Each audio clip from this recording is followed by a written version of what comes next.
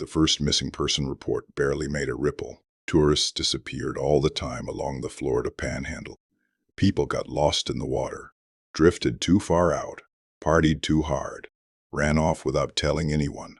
It was written off as one more unfortunate accident in a place built on sunshine and forgetfulness. But what no one realized was that this town didn't lose people. It kept them. The town of Grayhaven didn't show up on most maps. If you drove fast enough along the coastal highway, you'd miss it entirely. Just a blink of weathered wooden signs, a narrow turn swallowed by overgrown palmettos, and then nothing but silence and trees pressing in too close. But if you slowed down, you'd notice the road, freshly paved, too smooth, too deliberate for a place that supposedly didn't exist. That's what caught Daniel Mercer's attention. He wasn't supposed to stop. He had a schedule, a destination, a life waiting for him 2 states away. But the sun was dipping low, painting the sky in deep orange, and his fuel gauge blinked with quiet insistence. Then he saw the sign. "Welcome me to Grayhaven, where the sea feeds the soul." Daniel smirked. Yeah, and probably empties the wallet. He turned. The road curved like it didn't want to let him leave. Grayhaven felt wrong the moment he entered. Not dangerous, not abandoned, just off. The houses were too still, not run down, not broken, just perfectly preserved, like museum pieces. No one touched. Curtains didn't move. Doors stayed shut. Even the wind seemed to hesitate. And yet people were there, watching. Daniel felt it before he saw them. Eyes behind glass, shadows shifting just out of focus. When he finally spotted someone, a woman, standing on a porch, rocking gently in a chair, he felt a strange wave of relief. "Hey," he called, stepping out of his car. "You know where I can find a gas station?" The rocking stopped. The woman didn't wave, didn't smile. She just stared. Then slowly, she lifted her hand and pointed down the road. No words, no expression, just that same empty gaze. Daniel hesitated. Thanks." As he drove past her, he glanced back. She was still pointing, still staring, and for a brief moment, he could have sworn she was smiling. The gas station looked normal enough. Old, sure, paint peeling, lights flickering slightly, but it was open, and that was all that mattered. Daniel stepped inside. A bell chimed. The smell hit him immediately. Not gasoline, not snacks or coffee. Something metallic, sharp, like rust, or blood, even in. The voice came from behind the counter. An older man stood there, wiping his hands with a rag that was far too stained to be anything close to clean. Daniel forced a polite smile.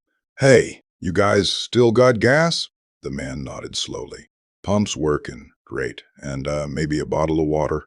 The man didn't move, just stared. Same look as the woman, same empty calm. "You passing through?" he asked. "Yeah. Just need to fill up and get back on the road." A pause. Then the man smiled. "You'll want to stay." Daniel let out a small laugh. "I don't think so." Another pause. Longer this time. The man leaned forward slightly. "Most folks do." Something in his voice made Daniel's stomach tighten. "I've got somewhere to be," he said quickly, grabbing a bottle from the shelf. "How much?" The man rang it up. The register didn't beep, didn't open. He just stared at Daniel again. "On the house." Daniel blinked. Thanks." As he turned to leave, the man spoke again.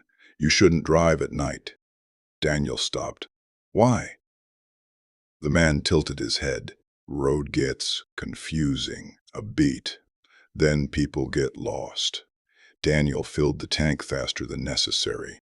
The sun had dipped below the horizon now, and the sky had turned a deep, bruised purple. The kind of darkness that didn't just fall, it settled, heavy, watching. He got back in the car and started the engine. For a second, nothing happened.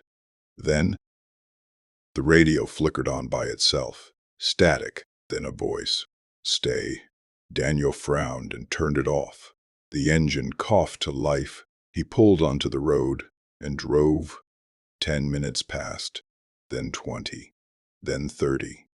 The road didn't change. Same trees, same bends, same empty stretch of asphalt. Daniel's grip tightened on the wheel. This isn't right. He checked his GPS. No signal. Of course. He sighed, exhaling slowly. Okay, just keep going. Another 10 minutes. Then, the sign. Welcome to Grayhaven. Daniel slammed the brakes. What? His heart started pounding. No, no, that's not possible. He turned around, drove again. Faster this time. The road stretched ahead like a black ribbon. Endless, unchanging. And then, welcome to Grayhaven again. By the third time, panic had set in. Daniel pulled over hard, stepping out of the car, breathing heavily. This is insane. The night was silent. Too silent. No insects, no wind, no waves from the nearby ocean. Just nothing. Then a sound. Footsteps behind him. Daniel turned. A figure stood in the middle of the road. Tall, still, watching. "Hey!" Daniel called out. "Can you tell me how to get out of here?" No response. The figure took a step forward, then another. Slow, deliberate. Daniel's chest tightened. "Look, I don't want any trouble." The figure stepped into the faint glow of his headlights, and Daniel froze. It wasn't just one person. There were more, emerging from the darkness, from the trees, from places that should have been empty. 5, 10, 15, all of them, watching, all of them, smiling. Daniel backed up slowly. Okay, this isn't funny. No one spoke. No one moved faster. They just approached, like they had all the time in the world. Daniel jumped into his car and locked the doors. His hand shook as he tried to start the engine. It sputtered, coughed, died. No, come on. He turned the key again. Nothing. When he looked up, they were closer. Too close. Faces pressed near the windows. Eyes wide, hungry. And then, a knock. Soft, polite. Daniel turned his head slowly. A woman stood beside his door. The same one from the porch. Still smiling, still staring. She leaned in close to the glass and whispered, "You shouldn't have come." The next morning, Grayhaven looked peaceful. Sunlight spilled across the quiet streets. The ocean shimmered in the distance, and the gas station stood exactly as it always had. The old man wiped the counter. The bell chimed. Another traveler stepped inside. A young couple this time, laughing, carefree. "Hey," the man said, "you got directions out of here? GPS is acting weird." The old man smiled. Same slow, empty smile. "You'll want to stay." Outside parked, just beyond the pumps. Daniel's car sat silently. Clean. Empty. Door slightly open, as if he had stepped out and never come back. But if you looked closer, you'd notice something strange. The tires, still warm, and beneath the car, a thin, dark stain, slowly spreading. And deep in the woods beyond Grayhaven, where the trees grew thick and the light never quite reached the ground, something moved, something fed, and the town waited for the next visitor. The couple didn't notice the car. Why would they? It looked normal, just another vehicle left behind by someone who probably wandered off to the beach or checked into one of the quiet little motels lining Grayhaven's only road. The morning sun made everything feel safe, almost inviting, washing away the unease that clung to the town at night. The girl laughed, nudging her boyfriend as they stepped out of their car. "Told you we'd find a place? It's kinda cute, actually." "Cute," he muttered, glancing around. "It's empty. Peaceful," she corrected. Inside the gas station, the bell chimed softly. The old man didn't look surprised. He never did. "Mornin'," he said, voice calm, measured. "Hey," the guy replied, stretching. "We're trying to get back to the highway. GPS is dead. You know the quickest way out?" The old man's lips curled into that same slow smile. "You'll want to stay." The girl chuckled. "Yeah, we heard that one already." But something in her laugh faded too quickly, because now she noticed it. The smell. Faint, metallic. "Do you smell that?" she whispered. Her boyfriend shrugged. "Probably the fuel." The old man said nothing, just watched, always watching. By noon, the town felt alive. People walked the streets now, not many, but enough. A fisherman mending nets near the dock. A woman hanging laundry that never seemed to dry. A group of children playing in the distance, though their laughter sounded off, too synchronized, too hollow. The couple decided to explore. It felt like the right thing to do. It always did. Grayhaven had a way of making decisions feel like your own. "You see that?" the girl asked, pointing toward a small diner near the edge of town. A wooden sign creaked above the door. "The Tylene, food sounds good," the guy said. "I'm starving." The door opened with a soft groan. Inside, it was dim, cool, the air heavy with the scent of cooked meat and something else. Something richer, thicker. The diner wasn't empty. Far from it. People sat at tables, eating quietly. No chatter, no music, just the sound of forks scraping plates, every head turned. At once, the couple froze. Then, as if on cue, the heads turned back. Conversation didn't resume, because there had never been any. A waitress appeared, smiling. "Sit anywhere." They chose a booth by the window. The girl leaned in. "This place is seriously weird." "Yeah," he muttered. "Eat quick, then we bounce." The waitress returned almost instantly. "You don't need menus," she said. It wasn't a question. Okay," the guy replied. "What do you have?" The smile widened. "Today's special." A pause. Then, "Fresh catch." The girl shifted uncomfortably. "What kind of fish?" The waitress tilted her head. "Not fish. They should have left." Every instinct, every quiet warning in the back of their minds screamed at them to get up and walk out. But Grayhaven didn't work like that. It dulled instinct, softened fear, wrapped it in a strange, heavy calm. "Let's just eat," the guy said. "Then we'll figure it out." The food came quickly, too quickly. 2 plates, perfectly cooked, steaming. The smell was incredible, rich, savory, irresistible. The girl hesitated. "It looks good." "Yeah," he said, already picking up his fork. "Probably just local meat or something." He took a bite, and for a second, everything stopped. His expression changed. Not fear, not disgust. Something else. Something deeper. "It's amazing," he said slowly. The girl watched him. Then, reluctantly, she took a bite too.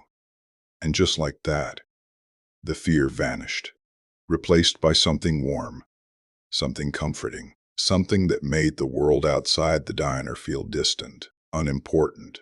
They ate, and ate, and ate, and ate, until the plates were clean. The waitress returned. "Good?" The girl smiled dreamily. Yeah, it was." The waitress nodded. "We'll see you tonight." By evening, they didn't remember why they needed to leave. The road, the highway, it all felt irrelevant. Grayhaven was quiet, safe, welcoming. They walked hand in hand toward the shoreline, the sky bleeding into deep shades of red and violet. Others joined them, townspeople, dozens of them, moving in the same direction. No one spoke, no one questioned it. At the edge of the water a fire burned, large, hungry. The fisherman stood beside it. So did the old man from the gas station, and the woman from the porch, all of them smiling, waiting. The girl felt a flicker of something, a memory, a warning. "This feels wrong," she whispered. Her boyfriend squeezed her hand. "It's fine," he said softly. "We're fine." The crowd parted. A path opened, leading toward the fire, and beyond it, the woods, dark, endless, breathing. The old man stepped forward. "It's time." The words echoed, not loud, but absolute. The girl's heart started to race. "No, I don't think we should." Hands touched her shoulders, gentle, firm, guiding. Everyone stays, the woman from the porch whispered. Everyone feeds. Deeper in the woods, the air changed. Thicker, hotter, the smell returned. Stronger now, overwhelming. The girl's head spun. What's happening? She gasped. No one answered. The crowd moved as one, until they reached a clearing. And then she saw it. Hooks, chains, tables, dark stains soaked into the earth. Old, layered, countless, and in the center, a shape, moving, breathing, not quite human anymore. But once it had been. The girl screamed. The sound shattered the silence. For a moment, just a moment, the illusion broke. The townspeople stopped smiling.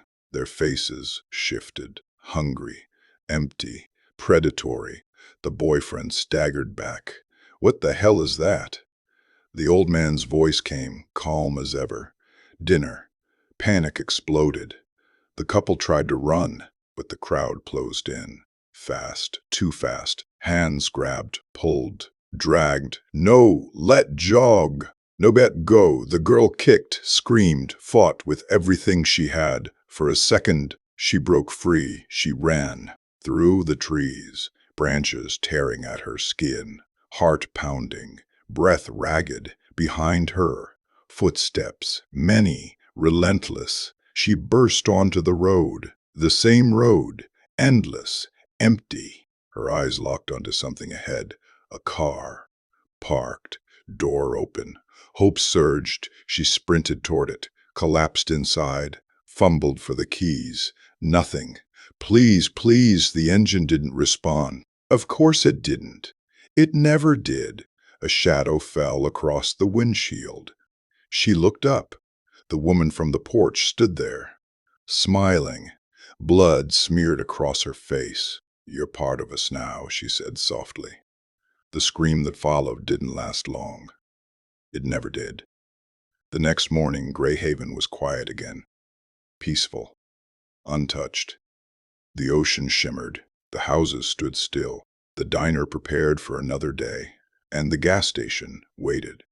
The old man wiped his hands. The bell chimed. Another car pulled in.